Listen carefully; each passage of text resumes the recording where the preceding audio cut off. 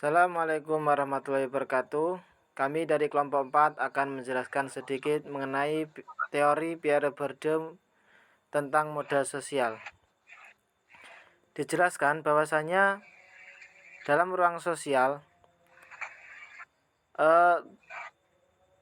dalam pemahaman Bourdieu, yaitu ruang sosial merupakan keseluruhan tempat atau terjadinya proses interaksi sosial yang mana ruang tersebut menghadirkan diri dalam bentuk agen-agen yang dilengkapi dengan berbagai ciri berbeda, namun secara sistematis terkait satu sama lain. Jadi dalam pengertian ruang sosial di sini menjelaskan bahwasanya seseorang agen memiliki ciri-ciri yang berbeda, yang memiliki visi misi yang sama, yang memiliki sistematis yang sama, yaitu tujuan yang sama untuk menuju suatu keberhasilan dari ruang lingkup sosial tersebut. Selanjutnya mengenai definisi habitus akan dijelaskan oleh teman saya. Baik, untuk pengertian atau definisi habitus, teman-teman dapat melihat sendiri pada PPT. Saya akan memberikan contoh mengenai habitus. Salah satu contoh yaitu kita dapat mengetahui dengan misalkan rewang. Salah satu contohnya adalah rewang, yaitu yang mana keterikatan antara sosial itu sudah membudidaya dan bahkan abadi. Sama halnya antri di pom bensin. Nah, itu sudah membudidaya dan akan abadi selamanya. Nah, itu adalah implementasi dari habitus. Dan selanjutnya akan dijelaskan oleh teman saya terkait modal sosial. Baik, melanjutkan penjelasan dari Mas Ardi tentang mendefinisikan modal sosial. Bourdieu mendefinisikan modal sosial sebagai agregat sumber daya aktual dan potensial yang dikaitkan dengan pemilikan jaringan hubungan perkenalan dan pengakuan yang terlembaga. Awet atau dengan kata lain pada keanggotaan dalam suatu kelompok yang memberikan pada tiap anggotanya dukungan modal yang dimiliki secara kolektif.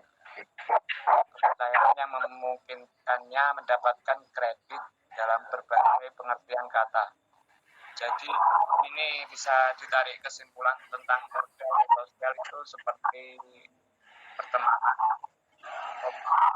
atau lembaga kepercayaan yang membentuk suatu kesatuan dan menjadikan sesuatu yang konkret. Itu modal sosial itu sendiri. Selanjutnya akan dijelaskan oleh rekan saya. Konsep sosial dikemukakan Bourdieu mengenai modal sosial yang menentukan kepentingan sosial untuk mendapatkan keuntungan dari modal sosial secara efektif. Jadi, pengertian jaringan adalah sumber pengetahuan yang menjadi dasar utama dalam membentukkan kepercayaan strategi. Media yang paling ampuh untuk membuka jaringan adalah pergaulan dan pengertian umum diri lewat media cetak atau elektronik.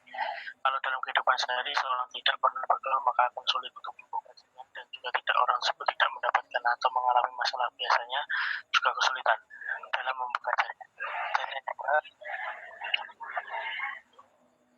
Lain atau kelompok lain yang memungkinkan pengatasan masalah dapat berjalan secara efisien dan efektif.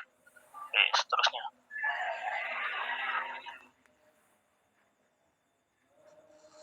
Ya, kali ini Bourdieu menyatakan bahwa hubungan dominasi, apakah material atau simbolik, selalu menghasilkan resistensi. Pengusaha yang didominasi dalam bidang apapun selalu menghasilkan kekuatan tertentu karena masuk dalam arena juga. Berarti bahwa berdefinisi orang mampu menghasilkan efek di dalamnya. Mungkin cukup sekian dan terima kasih.